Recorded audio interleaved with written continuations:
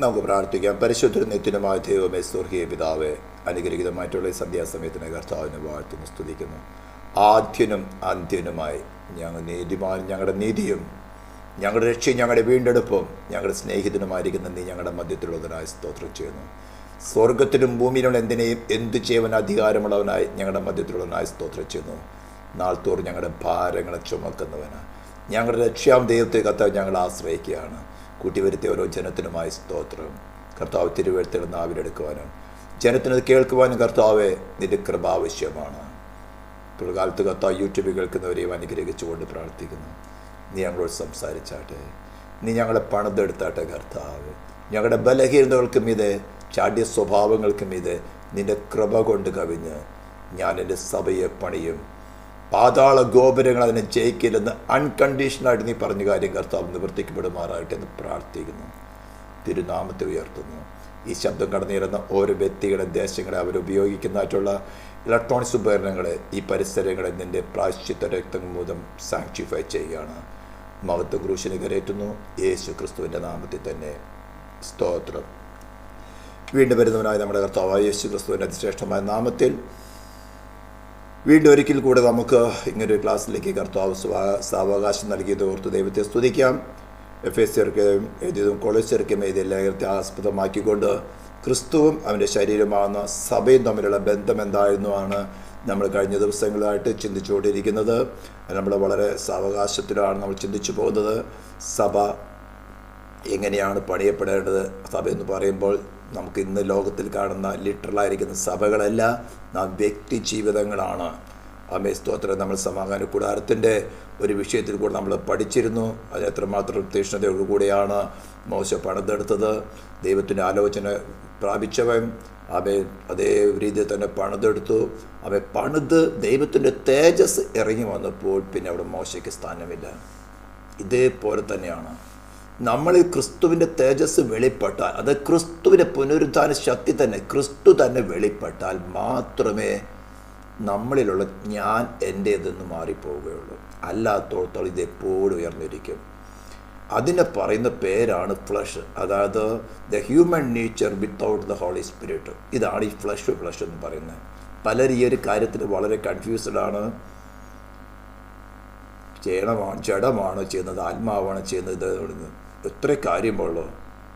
എന്നിൽ ക്രിസ്തുവിൻ്റെ ആത്മാവില്ലെങ്കിൽ എൻ്റെ ഹ്യൂമൻ നേച്ചറിനെ വിളിക്കുന്ന പേരാണ് ഫ്ലഷ്. അതിന് പല നാനാവിധ മോഹങ്ങളുണ്ട്. അത് ദൈവത്തോട് ശത്രുത്വമുള്ളതും ദൈവത്തിൻ്റെ ന്യായപ്രമാണത്തിന് കീഴ്പ്പെടാത്തതും മനസ്സിലാക്കിക്കൊണ്ട് എപ്പോഴും ക്രിസ്തുവിൽ വസിക്കാൻ ശ്രമിക്കുക. ഇതാണ് നമ്മൾ ഇവ ക്ലാസ്സുകളിൽ കൂടെ ഉദ്ദേശിക്കുന്നത്. സ്തോത്രം. ഈ കാര്യങ്ങൾ നമ്മൾ കഴിഞ്ഞ ദിവസങ്ങളൊക്കെ ചിന്തിച്ചുകൊണ്ടിരുന്നു. പ്രത്യേകിച്ചും കൊളോസ്യ ലേഖനങ്ങൾ നമ്മളൊരു 3-4 ദിവസമായിട്ട് ചിന്തിക്കുന്നത്.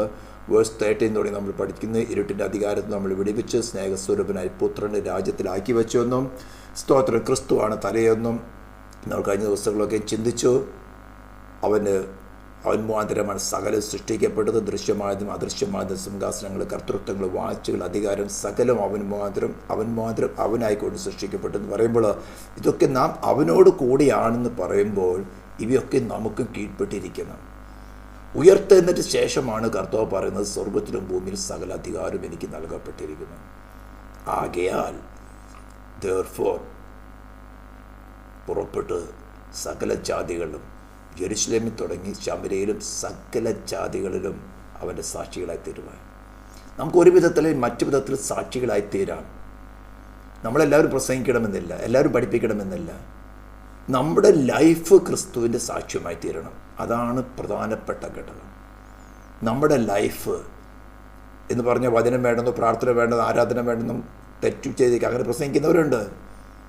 ജീവിതമാണ് ആരാധന. ഓഫ് കോഴ്സ് അന്ന് ജീവിച്ച് കാണിച്ചാലും മതി, വേറൊന്നും വേണ്ട, മാനസാന്തരം വേണ്ട, രക്ഷ വേണ്ട, സ്നാനം വേണ്ട, അതൊന്നും വേണ്ട, ജീവിച്ച് കാണിച്ചാൽ മതി. ഇങ്ങനെ വ്യാജമായ രീതിയിൽ ഞാൻ കഴിഞ്ഞ ദിവസം നിങ്ങളടുത്ത് ഞാൻ പറഞ്ഞല്ലോ, are the foundations of Islam factual എന്നൊരു വിഷയത്തിൽ, അല്ലെങ്കിൽ ഇസ്ലാമിൻ്റെ അടിസ്ഥാനങ്ങൾ വസ്തുതാപരമോ എന്നൊരു വിഷയത്തിൽ നമ്മളത് കൺക്ലൂഡ് ചെയ്തു. 19 എപ്പിസോഡിന് കൺക്ലൂഡ് ചെയ്തു.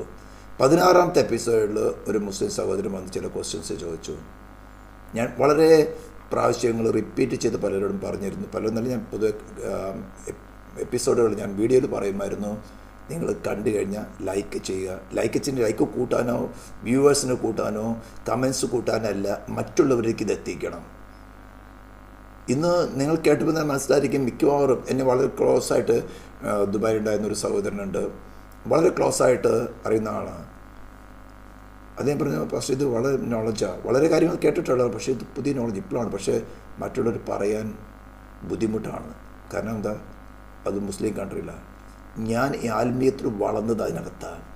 ഞാൻ പറഞ്ഞ നേരത്തെ എൻ്റെ സ്പിരിച്വൽ ഗ്രോത്തിൽ ആരംഭ ദിവസം തുടങ്ങി.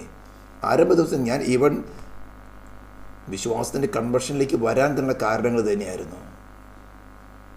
ദൈവം അന്നേ തുടങ്ങി തന്നെ ഈ സ്പിരിറ്റിൻ്റെ വ്യാപാരം, അതിൻ്റെ വഞ്ചനകളും അതിൻ്റെ ദൂഷ്ടങ്ങളും എന്നെ പഠിപ്പിച്ചു തുടങ്ങിയായിരുന്നു.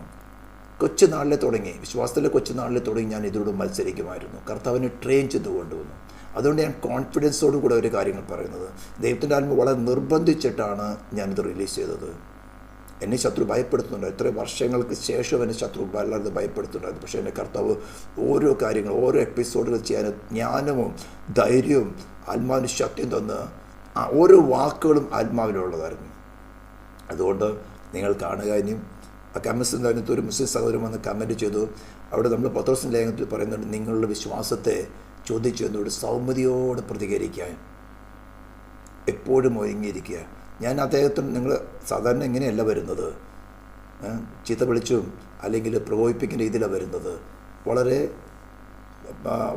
വൃത്തിയായ രീതിയിൽ ബഹുമാനത്തോടു കൂടിയായിരുന്നു കമൻറ്റ് ചെയ്തത്. പക്ഷേ അതിൻ്റെ സ്റ്റേറ്റ്മെൻറ്റിൽ നിന്ന് അദ്ദേഹം മാറിയില്ല. ഞാനും എൻ്റെ സ്റ്റേറ്റ്മെൻറ്റിൽ നിന്ന് മാറിയില്ല. ഞാൻ പറഞ്ഞു, ഒരു അറ്റോൺമെൻറ്റ് കൂടാതെ ദൈവം പാപം ക്ഷമിച്ചാൽ ദൈവമല്ല, മാനസാന്തരമല്ല basis atonement. The first condition is atonement. ആ അറ്റോൺമെൻ്റ് എന്ന് പറഞ്ഞാൽ പാപക്ഷമയ്ക്ക് വേണ്ടി ദൈവം നടത്തിയെടുത്തത്. അത് മനുഷ്യൻ ചെയ്യാവുന്ന കാര്യമല്ല. ദൈവം എത്ര നീതിമാനായിരുന്നാലും എത്ര ദയാലുവായിരുന്നാലും സ്നേഹം തന്നെയാണ്. ഓഫ് കോഴ്സ് ഇതെല്ലാം 100%. പക്ഷേ ഒരു ഡിവൈൻ ജസ്റ്റിന് സാറ്റിസ്ഫാക്ഷൻ വരുത്തുന്ന ഒരു അറ്റോൺമെൻറ്റ് കൂടാതെ അവന് പാപം ക്ഷമിക്കാൻ സാധ്യമല്ല. ഇതാണ് ക്രിസ്ത്യൻ ഡോക്ടറുടെ ഏറ്റവും ഗ്രേറ്റ്നെസ്. മറ്റൊരു റിലീജിയനും അത് പറയാൻ സാധ്യമല്ല. അദ്ദേഹം തന്നെ അവിടെ സമ്മതിച്ചു. വീണ്ടും ഞാനത് റിപ്പീറ്റ് ചെയ്തപ്പോൾ അവൻ്റെ പറഞ്ഞു, ഞങ്ങളുടെ റിലീജിയൻ പഠിപ്പിക്കുന്ന ഇതാണ്, നല്ല രീതിയിൽ മാനസാന്തരപ്പെട്ട് ദൈവം ക്ഷമിക്കുമെന്ന്. അവസാനം പറഞ്ഞു, ഇനി ഞാൻ ഡിസ്കഷൻ കണ്ടിന്യൂ ചെയ്യുന്നില്ലെന്ന്. ഞാൻ പിടിച്ചപിടിയിൽ ഞാൻ പറഞ്ഞു, ക്രിസ്തുവിലുള്ള പ്രായശ്ചിത്വം കൂടെ ദൈവത്തിന് ക്ഷമിക്കാൻ സാധ്യമല്ല. അവസാനം ഞാൻ പറഞ്ഞു, ഇതിൻ്റെ ദൈവമായിട്ട് റീകൺസൈൽ ചെയ്യാൻ നോക്കുക. ഇന്ന് നമുക്ക് ചിന്തിക്കാനുള്ള ഭാഗം അതാണ്. മലയാളത്തിൽ ഞാൻ വായിക്കുന്ന കൊളോഷ്യൻസ് ചാപ്റ്റർ 1 വേഴ്സ് 19 and 20. അവനിൽ സർവ്വസമ്പൂർണ്ണയും വസിപ്പാനും അവൻ ക്രൂശിൽ ചൊരിഞ്ഞ രക്തം കൊണ്ട് അവൻ മുഖാന്തരം സമാധാനമുണ്ടാക്കി. ആ വേഴ്സാണ് ഏറ്റവും പ്രധാനപ്പെട്ടത്. അവൻ ക്രൂശിൽ ചൊരിഞ്ഞ രക്തം കൊണ്ട് അവൻ മുഖാന്തരം സമാധാനമുണ്ടാക്കി, ഭൂമിയിലുള്ളതോ സ്വർഗത്തിലുള്ളതോ സകലത്തെയും അവനെ കൊണ്ട് തന്നോട് നിരപ്പിപ്പാനും പ്രസാദം തോന്നി. ഇത് ദൈവവചനത്തിന് വളരെ ക്രീമായിരിക്കുന്ന ഒരു വാക്യമാണ്. അവൻ ക്രൂശിൽ ചൊരിഞ്ഞ രക്തം കൊണ്ട് അവൻ മുഖാന്തരം സമാധാനമുണ്ടാക്കി. സമാധാനം ഉണ്ടാക്കുക എന്ന് നമ്മൾ കോമൺ രീതിയിൽ ചിന്തിച്ചാൽ നമ്മളിൽ സമാധാനം ഉണ്ടാക്കുക, ദൈവത്തോട് സമാധാനം ഉണ്ടാക്കുക. ദൈവം എത്രമാത്രം 100% നീതിമാൻ, അവരിൽ ഇരുട്ട് ഒട്ടുമില്ല. ദൈവം സ്നേഹം തന്നെ, എല്ലാ ആട്രിബ്യൂട്ട്സിലും 100% ആണ്. അതൊരിക്കലും മാറിയില്ല, മാറിയപ്പോൾ ദൈവമല്ല. അങ്ങനെ ഇരിക്കുന്ന ദൈവത്തിന് ഒരു സദ്ഗുണമാണ് ജസ്റ്റ്. നീതിമാനായ ദൈവത്തിന് പാപത്തിന് ശിക്ഷ കൊടുത്തല്ലാതെ പാപം ക്ഷമിക്കുവാൻ സാധ്യമല്ല. അതുകൊണ്ടാണ് താൻ തന്നെ മനുഷ്യനായിട്ട് അവതരിച്ച് മനുഷ്യന്റെ ശരീരത്തിലും പ്രാണനിലും ആത്മാവിലുമുള്ള ശിക്ഷയെ സ്വമേധയാ, പിതാവിന്റെ നിർബന്ധം കൊണ്ടല്ല, സ്വമേധയാ തൻ്റെ ശരീരത്തിലും പ്രാണനിലും ആത്മാവിലും ഏറ്റെടുത്തുകൊണ്ട് നമുക്ക് പകരക്കാരനായി തീർന്ന് ശിക്ഷ അനുഭവിപ്പാൻ തൻ്റെ ശരീരം ക്രൂശിൽ കിടക്കുമ്പോൾ തൻ്റെ പ്രാണനും ആത്മാ പാതാളത്തിൽ പോയി ശിക്ഷ അനുഭവിച്ചു എന്നത് ലേഖനത്തിൽ എഴുതിയിരിക്കുന്നത്. ശ്രേഷ്ഠന്മാരായ കേരളത്തിൽ നിന്ന് തിരുവനന്തപുരത്ത് നിന്ന് തുടങ്ങി ലോകത്തെ എല്ലായിടത്തും പോയി പ്രസംഗിക്കുന്ന വലിയ വീരന്മാര് ഈ പാതാളത്തിൽ പോയി ശിക്ഷ അനുഭവിച്ചെന്ന് പറഞ്ഞു കഴിഞ്ഞാൽ കല്ലെറിയും, ഇത് കൾട്ടാന്ന് പറയും. ഒരു നാൾ പ്രസംഗിച്ചവരൊക്കെയാ, ഇപ്പോൾ ഇല്ല. എന്താണെന്നറിയാമോ? പോയി അമേരിക്കയിലെ കുറച്ച് ഡോളർ കണ്ടപ്പോൾ മാറിപ്പോയി. നാണം കെട്ടവരെന്ന് പറയണം. വീണവ പിന്നെ മറ്റൊരുത്തരും വീഴ്ത്താനും നോക്കുള്ളൂ. ഇപ്പൊ പ്രസംഗിച്ചുകൊണ്ട് നടക്കുന്ന അങ്ങനെ സംഭവം ഒന്നും വേണ്ട, ആവശ്യമില്ല. ദൈവം കരുണാസമ്പന്നാണ്, ദൈവം സ്നേഹം തന്നെയാണ്. അത് കത്തോലിക്കന്റെ ഡോക്ടറേനാണ്. But God is just. നീതി നടത്താതെ ദൈവത്തിന് മനുഷ്യനോട് കരുണ കാണിക്കാൻ സാധ്യമല്ല. അതുകൊണ്ടാണ് പാപം അറിയാത്തവനെ നാം അവനെ ദൈവത്തിന്റെ നീതിയാകേണ്ടതിന് പാപമാക്കി. എന്താ അർത്ഥം? നാം ക്രിസ്തുവിൽ അവന്റെ നീതിയാകേണ്ടതിന് ക്രിസ്തുവിനെ പാപം അറിയാത്തവരെ പാപമാക്കി, പാപിയാക്കല്ല പാപമാക്കി. ആ പാപത്തിന്റെ ശിക്ഷയാണ് ക്രൂശിൽ കാണുന്നത്. ഞാൻ മുസ്ലിം സഹോദരനോട് പല കമൽസിൽ കൂടെ ഓർഗനൈസ് ചെയ്യുന്ന സമയത്ത് അംഗീകരിക്കാൻ തയ്യാറാവുന്നില്ല. പക്ഷേ ഇന്ത്യയിൽ മനസ്സിലായി ഞാൻ വിട്ടുകൊടുക്കില്ലെന്ന്. Without reconciliation, without atonement, God cannot reconcile humanity. അതാണ് ഈ വാക്യത്തിന്റെ അർത്ഥം. അവൻ ക്രൂശിൽ ചൊരിഞ്ഞ രക്തം കൊണ്ട് അവൻ മുഖാന്തരം സമാധാനം ഉണ്ടാക്കി. എന്നിട്ട് എന്താ? ഭൂമിയിലുള്ളതോ സ്വർഗത്തിലുള്ള സകലത്തെയും അവനെ കൊണ്ട്, ക്രിസ്തുവിനെ കൊണ്ട് തന്നോട് നിരപ്പിപ്പാൻ, റീകൺസൈൽ ചെയ്യിപ്പാൻ പിതാവിന് പ്രസാദം തോന്നി. സോ ക്രിസ്തു ഇല്ലാത്ത ഒരുവരെ എങ്ങനെ റീകൺസൈൽ ചെയ്യാൻ സാധിക്കും? ദൈവം ഒരു പക്ഷത്ത്, സകല മാനവജാതിയും ഒരു പക്ഷത്ത് നിൽക്കുമ്പോൾ, ഇതിനിടയ്ക്ക് ദൈവം എത്രയോ കരുണയുള്ളവനും സ്നേഹം തന്നെ, നീതിമാൻ തന്നെ, ജസ്റ്റ് തന്നെ, എല്ലാം 100% ആയിട്ടും ഈ മനുഷ്യനോട് കരുണ കാണിക്കാൻ ഇടയ്ക്ക് ഒരു പ്രതികൂലം നിൽക്കുന്നുണ്ട്. അതാണ് ഡിവൈൻ ജസ്റ്റിസിന്റെ ഡിമാൻഡ്. പാപം ചെയ്ത് ദേഹി മരിക്കണം. ഈ ഡിമാൻഡ് എങ്ങനെ പൂർത്തീകരിക്കാൻ സാധിക്കും? മനുഷ്യൻ അവന്റെ ചിന്തയിൽ മനസ്സിലാക്കി തുടങ്ങി. ഹാബേലിന്റെ യാഗത്തിലും അവനും ദൈവം പ്രസാദിച്ചു, കായലിനും അവന്റെ യാഗത്തിലും പ്രസാദിച്ചു. അന്നോടെയും മനുഷ്യൻ ചിന്തിക്കാൻ തുടങ്ങി, എന്തുകൊണ്ട് ഹാബേല് പ്രസാദിച്ചു? അവിടെ ഒരു രക്തച്ചൊരിച്ചിൽ നടന്നു. തന്റെ ആടിന്റെ കഴിഞ്ഞൂരുകൾ ഒന്നിനെടുത്ത് അതിന്റെ മേധസ് എടുത്തു എന്ന് പറയുമ്പോൾ അതിനൊരു രക്തച്ചൊരിച്ചിൽ നടന്നു. ഇന്ന് മുസ്ലിം സഹോദരൻ പറയാണ്, ഒരു ഇന്നസെന്റിനെ എന്തിനു കൊന്നു? മനുഷ്യൻ മാനസാന്തരപ്പെട്ടാൽ മതി. ഇന്ന് കത്തോലിക്കിൽ അതിന് ട്രേസസ് വന്നിട്ടില്ലയോ? പെന്തിക്കോസ്റ്റിൽ അതിന് ട്രേസസ് 99% ഇല്ലയോ? ഏറ്റു പറഞ്ഞാൽ മതി. എത്ര കുറ്റം ചെയ്താലും കുറ്റബോധമില്ല. കാരണം മനസ്സാക്ഷി പാറ പോലെ കഠിനപ്പെട്ടു. 18-ാം സങ്കീർത്തനത്തിൽ പർണപാശങ്ങളെ ചുറ്റി ആകാത പ്രവാഹങ്ങളെ ഭ്രമിപ്പിച്ച് പാതാള പാശങ്ങളെ തുടർന്ന് പിടിച്ചുവെന്ന് ദാവീദ് തന്റെ സോളിൽ അനുഭവിച്ചിട്ടാണ് അത് എഴുതിയത്. വെറുതെ ചൊല്ലിക്കൊടുത്ത് എഴുതിയതല്ല. അനേകം ചൊല്ലിക്കെടുത്ത് നമ്മൾ ഖുർആന്റെ കാര്യം പറഞ്ഞല്ലോ, ചൊല്ലിക്കെട്ടിട്ട് എഴുതിച്ചതാണ്. ഇന്നും അതുപോലെയുള്ള കുറെ ഉണ്ട്. പെന്തിക്കോസ്തിലുണ്ട് ചൊല്ലിക്കെട്ടിട്ട് പ്രവചിക്കുന്നവര്, തന്റെ പ്രവചനം കൊണ്ട് മറ്റൊരു ഭരിക്കുന്നവര്.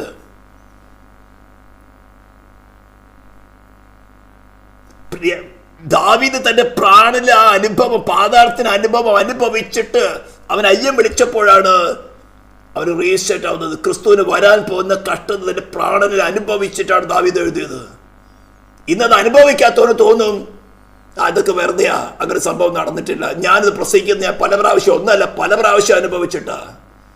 മരണപാശങ്ങൾ ചുറ്റുന്നത് എങ്ങനെയാണ്, പഹാദപ്രവാഹങ്ങൾ ഭ്രമിക്കുന്നത് എങ്ങനെയാണ്. എനിക്ക് വേണ്ടി ഇന്നലെ പോലും നടന്ന കാര്യം. മരണപാശങ്ങൾ ഒരു വ്യക്തിയെ ചുറ്റുമ്പോൾ ആ മരണപാശത്തിന്റെ വേദന ഞാൻ കർത്താവിൽ ഏറ്റെടുത്തിട്ട് കർത്താവെ ആ ജീവിതം സ്വതന്ത്രമാവട്ടെ, നീ എന്നെ മരണത്തിൽ ജീവിപ്പിച്ചാനാ, മരിച്ച ഉയർത്തെഴുന്നേറ്റ് നീ എന്നിൽ വസിക്കുന്നത്, എന്നിൽ വാണിരുന്ന മരണത്തെ നീക്കുവാൻ എന്നിൽ ഉയർത്തെഴുന്നേറ്റ് എന്നിൽ സ്വർഗത്തിന് മുമ്പിൽ സകല അധികാരമുള്ളവരാണ് നീ വാഴുന്നത് ഞാൻ അനുഭവിച്ചറിഞ്ഞിട്ടാണ് പറയുന്നത്. ഇത് അനുഭവമില്ലാത്ത പലതും പറയും. അവൻ ക്രൂശിൽ ചൊരിഞ്ഞ രക്തം കൊണ്ട് ദൈവമായിട്ട് സമാധാനം. അല്ലാത്തവന്റെ മേലൊക്കെ ദൈവക്രോധം വസിക്കുന്നുള്ള എത്ര വലിയ സെൻട്രൽ പാസ്റ്റർ ആയിരുന്നാലും, ട്രിവാൻഡ്രം തുടങ്ങി വേൾഡ് മുഴുവൻ ചുറ്റി സഞ്ചരിക്കുന്നവനായിരുന്നാലും, രക്ഷാഭദ്രത പ്രസംഗിക്കുന്നവനായാലും ചൊല്ലുന്നവനായിരുന്നാലും, നോ വേ. ഈ വാക്യങ്ങളൊക്കെ നമ്മുടെ ഹൃദയത്തിൽ സൂക്ഷിക്കണം. എനിക്ക് ദൈവത്തോട് റീകൺസൈൽ ആകണമെങ്കിൽ ഒരേ ഒരു മാർഗമുള്ളൂ, ക്രിസ്തു എന്നിൽ വസിക്കണം. ക്രിസ്തു എന്നിൽ ഇല്ലാത്ത സമയത്ത് വരുന്ന എൻ്റെ നേച്ചറിനെ വിളിക്കുന്ന പേരാണ് ഫ്ലഷ്, ജഡം. അതിൻ്റെ സ്വഭാവങ്ങൾ ദൈവത്തോട് ശത്രുത്വമാണ്. ദൈവത്തിന്റെ ന്യായപ്രമാണത്തിന് കീഴ്പ്പെടാത്ത നിങ്ങൾക്ക് എത്രയോ പ്രാവശ്യം അനുഭവം ഉണ്ടാവും. ഇങ്ങനത്തെ നേച്ചർ നിങ്ങൾ വെളിപ്പെടുമ്പോൾ, നിങ്ങളുടെ സംസാരങ്ങളിലൂടെ ചിന്തയിൽ കൂടെ മറ്റും വെളിപ്പെടുമ്പോൾ മുട്ടുമടക്കം, ലോർഡ് നീ എന്നില്ലാത്തതുകൊണ്ടാണ് സംഭവം. നിന്റെ പുനരുദ്ധാന ശക്തി വെളിപ്പെട്ടല്ലാതെ ജഡം കീഴ്പ്പെടില്ല. അതാണ് റോമാലെ 8:3 പറഞ്ഞിരിക്കുന്നത്, ന്യായപ്രമാണത്തിന് കഴിയാഞ്ഞതിന് സാധിപ്പാൻ. എന്തുകൊണ്ട്? ജഡത്താലുള്ള ബലഹീനത നിമിത്തം. ബദ്രകാരൻ പറഞ്ഞ ശരീരത്തിന്റെ ബലഹീനതയാണ്. അവിടെ ശരീരം എന്ന വാക്കല്ല ഉപയോഗിച്ചിരിക്കുന്നത്, ഫ്ലഷ്. എന്താ? ന്യായപ്രമാണത്തിന് ലോയ്ക്ക് അതിനെ കീഴ്പ്പെടുത്താൻ പറ്റില്ല. കാരണം വേദത്തോട്ടത്തിൽ തുടങ്ങിയിട്ടുള്ളതാ. മനുഷ്യ സ്വതയെ സ്വീകരിച്ചതാണ്. അത്യുന്നതനായ ദൈവത്തെ തള്ളിക്കളഞ്ഞ് ഒരു കള്ളത്തിനു വേണ്ടി ഇത്രയും വലിയ ദൈവത്തെ എക്സ്ചേഞ്ച് ചെയ്തവനായ മനുഷ്യൻ, ഈ കേൾക്കുന്ന നമ്മളൊക്കെ, ഈ പറയുന്ന ഞാനും, അത്യുന്നതനായി സർവത്തെ സൃഷ്ടിച്ചവനായ ദൈവത്തെ ഒരു കള്ളത്തിന് വേണ്ടി എക്സ്ചേഞ്ച് ചെയ്തവനാ ഈ മനുഷ്യൻ നമ്മളൊക്കെയും. എന്നിട്ട് ആ കള്ളം കൊണ്ട് നടക്കുക. ഇന്ന് ഇസ്ലാം കമ്മ്യൂണിറ്റിയെ കുറിച്ച് പറഞ്ഞു കേട്ടോ, കള്ളത്തിന് വേണ്ടി ജീവൻ വെച്ച് കൊടുക്കുക. 8 ബില്യൺസ് വേൾഡ് പോപ്പുലേഷൻ, 22%. അടുത്ത 5 വർഷത്തിനുള്ളിൽ ഇന്ത്യൻ കമ്മ്യൂണിറ്റി 27% ഓവർടേക്ക് ചെയ്യും. ബയോളജിക്കൽ വേയിൽ, കൺവെൻഷൻ വേയിലല്ല, ബയോളജിക്കൽ ഗ്രോത്തിൽ മക്കളെ പറ്റി പ്രസവിച്ച്. പക്ഷേ ക്രിസ്ത്യനോട് പറഞ്ഞാൽ, ഒരു യൂട്യൂബ് ചാനലിൽ നോക്കിയിട്ട് ഒരു വീഡിയോ കാണാൻ പറഞ്ഞാൽ നോക്കിയിട്ട് ഇവർക്ക് വേറെ പണിയൊന്നുമില്ലയോ, വിട്ട് കളയാ. എനിക്ക് വേണ്ടിയിട്ടല്ല, ഞാൻ പ്രസിദ്ധനാൻ ആഗ്രഹിക്കുന്നവനല്ല, മേധസ് തിന്നിട്ടും ചത്തുവാൻ ആഗ്രഹിക്കുന്നവനുമല്ല.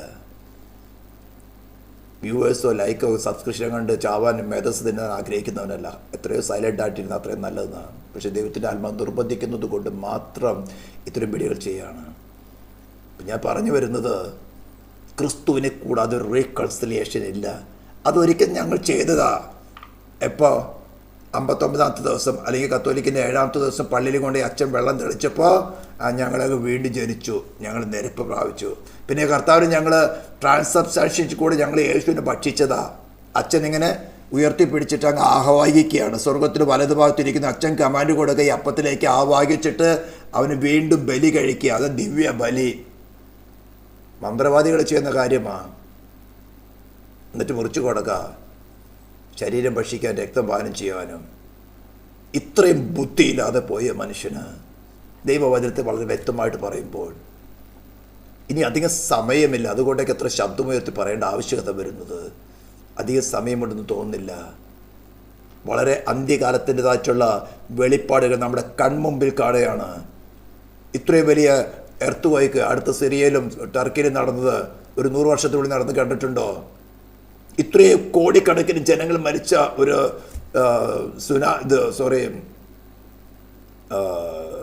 കോവിഡ് അടുത്ത കാലത്ത് കണ്ടിട്ടുണ്ടോ? നമ്മുടെ ജനറേഷൻ കണ്ടതാ. ഇത്ര വലിയ വലിയ ഫ്ലഡുകൾ, ഭൂകമ്പങ്ങൾ, എർത്തുകോയ്ക്കുകൾ മുൻപ് കാലങ്ങളിൽ കണ്ടിട്ടുണ്ടോ? കർത്താവ് പറഞ്ഞ ലക്ഷങ്ങൾ നടക്കുക. എന്നിട്ട് സഭയ്ക്കകത്ത് അങ്ങോട്ടും ഇങ്ങോട്ടും കടിയ, യൂണിറ്റി ഇല്ല, ക്രിസ്തു വസിക്കുന്നില്ല. ഏറ്റവും കൂടുതൽ റിവൈവൽ നടന്ന രാജ്യങ്ങളാണ് അമേരിക്ക, ഇംഗ്ലണ്ട് 16-17 സെഞ്ച്വറിയിൽ.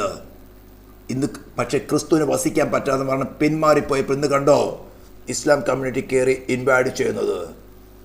നാളെ നമുക്കും വന്നുകൂടാന്നില്ല. അതുകൊണ്ടാണ് ഞാൻ പറഞ്ഞത്, നിരപ്പ് പ്രാപിക്കുക, നിരന്നതിന് ശേഷം അതിൽ തുടരാൻ ശ്രമിക്കുക. ക്രിസ്തുവിൽ വസിക്കുക എന്ന് പറയും. യോഹന്നാൻ എഴുതി 15-ാം അധ്യായം. എന്നിൽ വസിച്ചിട്ടല്ലാതെ നിങ്ങൾക്ക് ഒന്നും ചെയ്യാൻ സാധ്യമല്ല. ഒരു വിശ്വാസിക്ക് പേഴ്സണൽ എക്സ്പീരിയൻസിൽ കൂടെ വരും, യെസ് ലോർഡ്, നിന്നിൽ വസിച്ചല്ലാതെ എനിക്കൊന്നും ചെയ്യാൻ സാധ്യമല്ല. നമ്മൾ പൂർണ്ണമായി സമ്മതിക്കും. ഇവിടെയൊക്കെ മലാക്കയുടെ 3-ാം അധ്യായം വളരെ നമ്മുടെ ഹൃദയത്തിലിരിക്കണം. അവൻ വെളിപ്പെടുവോളം ആര് സഹിച്ചു നിൽക്കും? ഇപ്പോൾ ഈ ചില ശബ്ദങ്ങൾ ലൈവായിട്ട് കേൾക്കുന്നവർക്ക് 2-3 ദിവസത്തെ അനുഭവങ്ങൾക്ക് അത് മനസ്സിലായിട്ടുണ്ടാവും. അവൻ വെളിപ്പെടുവോളം ആര് സഹിച്ചു നിൽക്കും? പക്ഷെ നമ്മുടെ ഹ്യൂമൻ നേച്ചർ അതിന് കീഴ്പ്പെടുന്നതല്ല. പക്ഷെ അതിനെ അടിച്ചിരുത്തണം, ക്രൂശിൽ അടിച്ചിടണം. അവിടെ കിടക്ക്.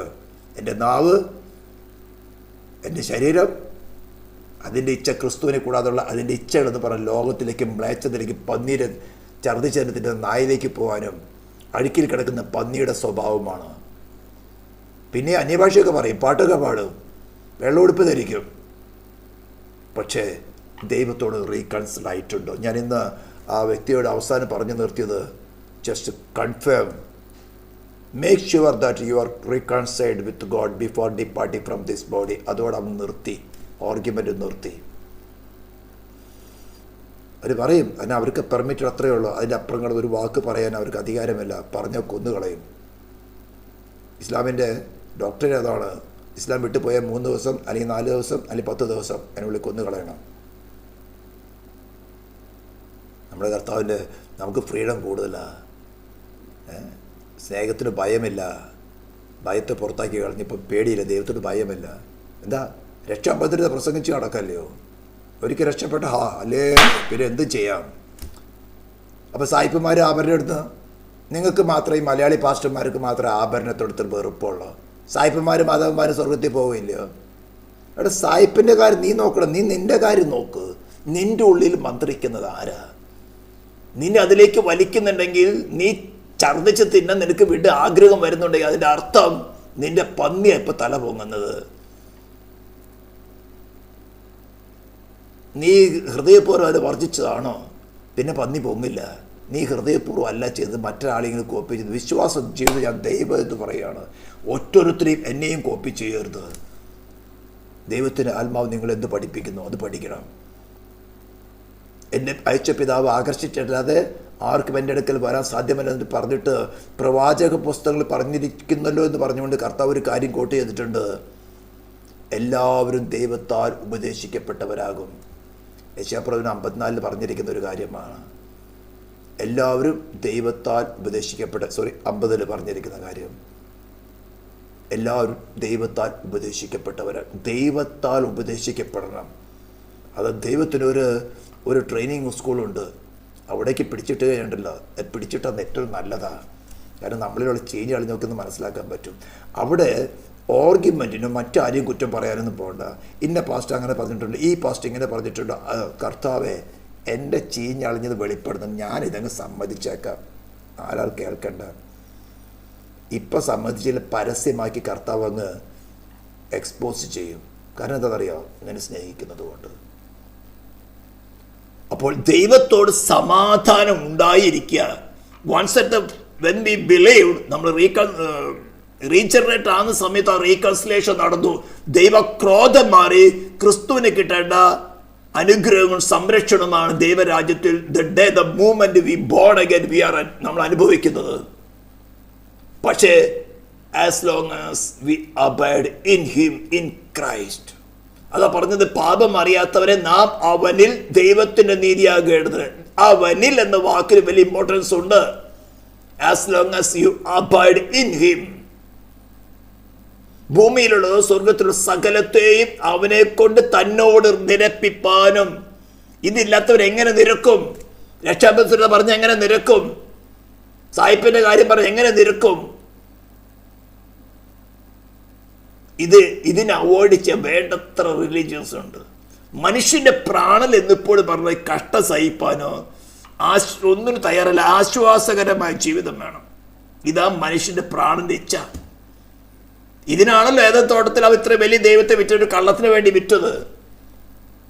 ആശ്വാസക ദൈവത്തെ കൂടാതെ എനിക്ക് ഡിസ്റ്റർബൻസ് ഒന്നും വേണ്ട. എനിക്ക് ആശ്വാസകരമായ ജീവിതം മതി. അതിന് പ്രസംഗിക്കാൻ വേണ്ടത്ര ആൾക്കാരുമുണ്ട്.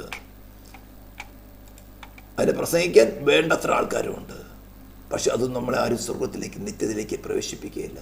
നിത്യതയുണ്ട്, ഒന്നി നരകം, അല്ലെങ്കിൽ ക്രിസ്തുവിനോട് കൂടെ അവൻ്റെ വിശുദ്ധന്മാരോട് ഇപ്പോഴുള്ള സമയം നമുക്ക് തിരഞ്ഞെടുക്കാനായിട്ട്. അതുകൊണ്ട് ഓരോ ദിവസവും രാവിലെ എപ്പോഴും കർത്താവ് എനിക്ക് നിന്റെ വസിക്കണം, ഇന്നെനിക്ക് അല്പം മന്ന വേണം. ഇസ്രായേലിൽ ചോദിക്കാതെ മന്ന കൊടുത്തു. മന്ന ഇഷ്ടംപോലെ കൊടുത്തു, ദിവസം പ്രതി അളന്ന് കൊടുത്തു. പക്ഷേ ഇറച്ചിക്ക് വേണ്ടി അവർ കരഞ്ഞു കിടന്നു.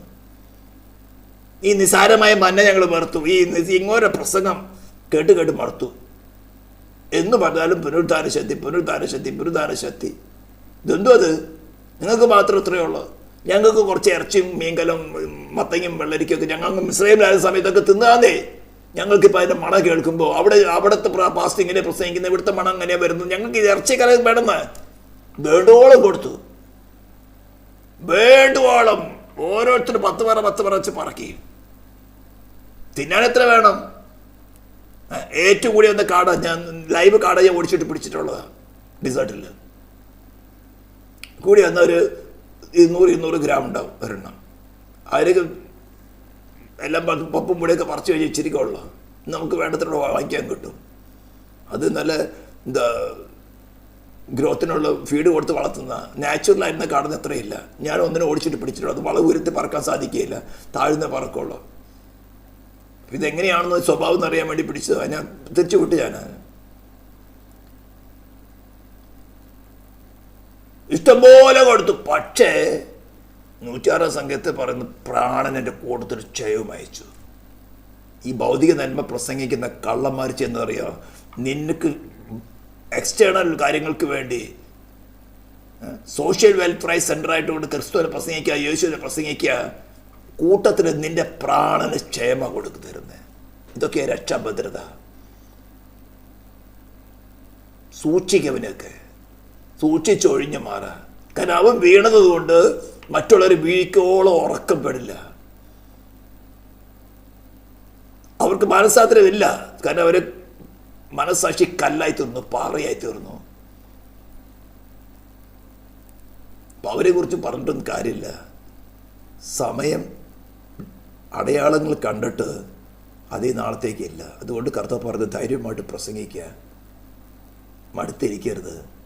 വല്ലവിധനും ഒരുത്തനെങ്കിലും രക്ഷ പ്രാപിച്ചാൽ, ഒരുത്തനെങ്കിലും കണ്ണ് തുറന്നാൽ, കർത്താവ് പറഞ്ഞിരിക്കുന്നത് എന്താ? ഞാൻ ലോകാവസാനത്തോടെല്ലാം നാൾ നിൻ്റെ കൂടെ ഉണ്ടായിരിക്കും. Therefore God preach. ഞങ്ങളെങ്ങനെ പ്രസംഗിച്ചുകൊണ്ടിരിക്കും? കേൾപ്പാൻ ചെവിയുള്ള കേൾക്കട്ടെ. ഗസ്കേലോട് പറയുന്നുണ്ട്, തടിച്ച നാവും നെറ്റിയുള്ളവരടുത്തേക്കാണ് അതിനെ അയക്കുന്നത്. അല്ലാത്തവരടുത്തേക്ക് അയച്ചാൽ അവർ കേൾക്കുമായിരുന്നു. ഈ ഇസ്രായേൽ കേൾക്കില്ല. എന്നാൽ നീ പോയി പ്രസംഗിക്കുക, നീ പോയി പ്രസംഗിക്കുക. ഓരോ പ്രവാചകനും യെരമ്യാവ്, ഗസ്കേലൊക്കെ എന്തുമാത്രം കഷ്ടം സഹിച്ചിട്ട്. ഇന്ന് നമുക്ക് വല്ല കഷ്ടമുണ്ട്. എയർ കണ്ടീഷൻ മുറിക്കുന്ന നല്ല ഫാനിൻ്റെ കീഴിലിരുന്ന് മൊബൈൽ കയ്യിലും പിടിച്ച് ചാരി കിടന്ന് ആരാംസെ കേൾക്കുകയാണ്. ഞാൻ കുറ്റപ്പെടുത്താൻ പറയല്ല, നമ്മുടെ റീകൺസിലേഷൻ ഉറപ്പാക്കണം. അതിനെതിരായിട്ട് എന്തെല്ലാം വന്നാലും, എന്തെല്ലാം ഭൂകമ്പം വന്നാലും, ആരെല്ലാം പറഞ്ഞു യേശു ക്രിസ്തു മുഖാന്തരം അല്ലാതെ ഒരു റീകൺസിലേഷനില്ല. നീതിമാൻ ദൈവം, ഞാൻ പ്രസംഗിക്കും, ഞാൻ വിശ്വസിച്ചിരിക്കുന്ന ദൈവം നീതിമാൻ, ഞാൻ പാപി. ഇതിൻ്റെ ഇടയ്ക്ക് ദൈവത്തിന് എന്നോട് കരുണ കാണിക്കാൻ പറ്റാതിരിക്കുന്നൊരു പ്രോബ്ലമുണ്ട്. എൻ്റെ പാപനിമിത്തം, എൻ്റെ പൂർവ്വന്മാരുടെ പാപനിമിത്തം എൻ്റെ മേലിരിക്കുന്ന മരണമെന്ന ശിക്ഷ, ഇതിനെ മാറ്റാൻ ഈ സൃഷ്ടിതാവായ ദൈവം തന്നെ എന്നെപ്പോലുള്ള ശരീരപ്രാണന ആത്മാവുള്ളവനായി വെളിപ്പെട്ട് ഇതിനിടയ്ക്ക് കയറി വന്നു. എൻ്റെ ശിക്ഷ ഒപ്പിയെടുത്തു, എനിക്ക് പരമായിട്ട് മരിച്ചടക്കപ്പെട്ടു, ഉയർത്തെന്നിട്ട് എന്നോടൊരു ഓഫർ തരികയാണ്. നിനക്ക് സ്വയമായിട്ട് രക്ഷ പ്രാപിക്കാൻ പറ്റുമെങ്കിൽ, നിനക്ക് സ്വയമായിട്ട് ഡിവൈൻ ജസ്റ്റിസിന് സാറ്റിസ്ഫാക്ഷൻ വരുത്താൻ പറ്റുമെങ്കിൽ ഓക്കെ, ട്രൈ. ആബേൽ തുടങ്ങി മാനവജാതി മുഴുവനും ട്രൈ ചെയ്ത് നോക്കി. അവർക്ക് മനസ്സിലായ ഒരു പ്രായശ്ചിത്തത്തിൽ കൂടെ അല്ലാതെ സാധ്യമല്ലെന്ന്. അത് ആരംഭിച്ച് മനുഷ്യക്കുരുതികൾ, നോയുടെ കാലഘട്ടത്തൊക്കെ മനുഷ്യക്കുരുതികൾ കൊടുക്കാൻ തുടങ്ങി. ഇന്ന് നടക്കുന്നില്ലയോ? മന്ത്രവാദികൾ, ആഭിചാരികൾ മനുഷ്യക്കുരുതി നടക്കുന്നില്ല. അടുത്ത കാലത്ത് നമ്മുടെ സദയം കേരളത്തിൽ എവിടെയും നടന്നല്ലോ. കോഴികളെ കുരുതി കൊടുക്കുക, ചില പള്ളികൾ നടക്കുന്നുണ്ടല്ലോ. ആടിനിറക്കുക ഇന്ന് നടക്കുന്നുണ്ട്. ഇതിൻ്റെയൊക്കെ കാര്യം ഇത്രയുള്ളൂ, രക്തം ചൊരിഞ്ഞിട്ടല്ലാതെ വിമോചനമില്ലെന്ന് ആബേലിൻ്റെ സമയം തുടങ്ങി മനുഷ്യ ബുദ്ധി കൊണ്ട് ചിന്തിക്കാൻ തുടങ്ങി. ദൈവം അത് പഠിപ്പിക്കാൻ സാധാരണ മനുഷ്യനെ ഏൽപ്പിച്ചു കൊടുത്തു. പിൽക്കാലത്ത് ദൈവം ഇസ്രായേലിനെ വിളിച്ചത് പ്രമാണമായിട്ട് കൊടുത്തു, യാഗങ്ങളിൽ കൂടെ. എന്നിട്ട് തൻ്റെ പുത്രനെ നൽകിക്കൊണ്ട് ആ മാനവജാതിയുടെ മേലുള്ള ദൈവ ക്രോധാഗ്നി കുടിക്കത്തക്കവണ്ണം ആ കാൽവരിയുടെ ക്രൂശിൽ തൻ്റെ ക്രോധാഗ്നി അവൻ്റെ മേൽ പകർന്നു. ദൈവമേ, നിന്റെ രക്ഷ ചെയ്യുവാൻ ഞാൻ പ്രിയപ്പെടുന്നു എന്ന് പറഞ്ഞുകൊണ്ട് വന്നപ്പോൾ അവനത് ഹൃദയത്തിൽ അറിയാമോ താൻ എന്തോ പറയുന്നെന്ന്. അതിനാ സമരത്തോട്ടം തുടങ്ങി. രോമം കത്തിരിക്കുന്ന മുമ്പിൽ മിണ്ടാതിരിക്കുന്ന കുഞ്ഞാടിനെ പോലെയായിരുന്നത്. മഹാപുരുഷൻ ചോദിക്കുന്ന ആണയിട്ട് പറയാണ്, നീ ജീവനുള്ള ദൈവത്തിൻ്റെ പുത്രനായി ക്രിസ്തു തന്നെയോ എന്ന് ചോദിക്കുമ്പോൾ ഐ ആം എന്ന് പറഞ്ഞാൽ യെസ് യാഹ്വേ.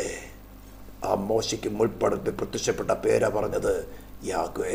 അപ്പോൾ ഈ ശബ്ദം കേൾക്കുന്ന നിന്നെ ഭാവി അവൻ്റെ ഹൃദയത്തിലുണ്ടായിരുന്നു. ഞാൻ പാതാളത്തിൽ പോകാൻ, നിനക്ക് പകരമായിട്ട് ഞാൻ പാതാളത്തിൽ പോകാൻ തയ്യാറാണ്. Yes, I am ready. Yes, I am that same Yahweh, but I am happy to save my creations. നിങ്ങൾക്ക് മനസ്സിലാവുന്നുണ്ടോ? അതിൻ്റെ സീരിയസ്നെസ്സിൻ്റെ ആഴം മനസ്സിലാവുന്നുണ്ടോ? എന്നിട്ട് നിസ്സാര കാര്യം വരുമ്പോൾ മോങ്ങല, നീ മേലൊക്കെ മോങ്ങിയേക്കരുത്. Lord, thank you for this. നിൻ്റെ പുനരുദ്ധാന ശക്തി ഉണ്ടായാലും എനിക്ക് എന്തിനു ജയിക്കാൻ പറ്റും? ശത്രുക്ക് മേത്ത് കാപ്പോതിനോ അവർക്കുള്ളതെല്ലാം നഷ്ടപ്പെട്ടു. എന്നിട്ട് ബാബിലോണിൻ്റെ അവർ പേരുകൾ പോലും മാറ്റി, അവൻ്റെ ദേവൻ്റെ പേരുകളിട്ടു. എന്നിട്ട് പറയാണ്, വിടിവിച്ചാലും വിടിവിച്ചില്ലെങ്കിലും നിന്റെ ബിംബത്തെ നമസ്കരിക്കുകയില്ല. 7 ഇരട്ടി തീച്ചൂളം കൂട്ടി ഇന്ന് വിശ്വാസിയുടെ തീച്ചൂളം അല്പം കൊടുക്കും, അയ്യോ അയ്യോ പന്നി പട്ടി മോകുന്ന മാതിരി മോകുന്നു. Lord you are great. എനിക്ക് പകരമായി പാതാളത്തിൽ പോയി വെന്തിരിച്ച നീ ഈ കട്ടത എന്നെ വിട്ടുപോകില്ല. ചെന്നൈ വരുന്നത് കണ്ടിട്ട് ഓടിപ്പോകുന്നവനല്ല നീ, ആടുകളുടെ മുമ്പേ നടക്കുന്നവനാ നീ. എൻ്റെ സ്നേഹിതൻ, സേതുമാർക്ക് വേണ്ടി ജീവന് വെച്ച് കൊടുക്കുന്ന അധികം സ്നേഹമില്ലെന്ന് പറഞ്ഞവൻ നീ. ആ സ്വഭാവം നിനക്ക് തെറ്റിപ്പാൻ സാധ്യമല്ല. യു ആർ ദ സെയിം, ഇന്നലെയും ഇന്നും എന്നേക്കും യേശു ക്രിസ്തു അനന്യൻ തന്നെ. ഇതെല്ലാം നമ്മൾ ധൈര്യപ്പെടുത്തട്ടെ. അതുകൊണ്ട് റീകൺസിലേഷൻ നടന്നെന്ന് ഉറപ്പില്ലാത്തവർ അതിനുവേണ്ടി ദൈവത്തിന് മുമ്പ് ഏൽപ്പിച്ചു കൊടുക്കുക. ലോർഡ്, എനിക്ക് മനസ്സിലായി, ക്രിസ്തുവിനെ കൂടാതെ റീകൺസിലേഷൻ ഇല്ല. റീകൺസിലേഷൻ നടന്നിട്ടും പല വ്യാജോപദേശങ്ങൾ കൊണ്ട് നിങ്ങൾ വലച്ച് കളഞ്ഞ് പിന്മാറ്റിയിട്ടുണ്ടെങ്കിൽ തുപ്പിക്കളയ അതിനെ. ലോർഡ്, എനിക്ക് മനസ്സിലായി, എനിക്ക് ആ റീകൺസിലേഷൻ തുടരണം. I must abide in you. നിന്നെ കൂടാതെ റീകൺസിലേഷൻ ഇല്ല. നീ ഇല്ലെങ്കിൽ എൻ്റെ മേൽ ദൈവക്രോധമാണ് വസിക്കുന്നത്. അത് നമ്മുടെ ബുദ്ധിക്ക് മനസ്സിലാകാനാണ് ചില സമയത്ത് കർത്താവ് വെളിപ്പെടുത്തുന്നത്. ദൈവമേ, കർത്താവ് നിങ്ങളെ ധൈര്യപ്പെടുത്തട്ടെ, ക്രിസ്തുവിൽ വസിക്കാൻ നിങ്ങളെ ഉത്സാഹിക്കട്ടെ, ബലപ്പെടുത്തട്ടെ എന്ന് പ്രാർത്ഥിച്ചുകൊണ്ട് നമുക്ക് ശുശ്രൂഷ വിരമിക്കാൻ പ്രാർത്ഥിക്കാൻ. പരിശുദ്ധ ദൈവമേ, സ്വർഗീയ പിതാവേ, തിരുനാമത്തെ വാഴ്ത്തുന്ന ഒരു സ്നേഹത്തിന് കരുത്തൻ്റെമായ സ്തോത്രം. വചനങ്ങൾ കർത്താവിനെ ഉറപ്പിക്കുമാറാണ് പ്രാർത്ഥിക്കുന്നു. ഇപ്പോൾ ലൈവായിട്ട് കേൾക്കുന്നവരെയും തുടർന്ന് കർത്താവെ വീഡിയോയിൽ കേൾക്കുന്നവരെയും നീ ധൈര്യപ്പെടുത്തിയാട്ടെ. നിന്റെ സ്നേഹം വെളിപ്പെടുത്തി നീ മാത്രം ദൈവത്തോട് നിരക്കവടെയാകട്ടെ എന്ന് പ്രാർത്ഥിക്കുന്നു. പ്രാർത്ഥന കേട്ടതിനായ സ്തോത്രം. ഇസ്രായേലിൻ്റെ നാമത്തെ അനുഗ്രഹിക്കുന്ന കർത്താവ് യേശു ക്രിസ്തുവിൻ്റെ നാമത്തിൽ തന്നെ. Thank you.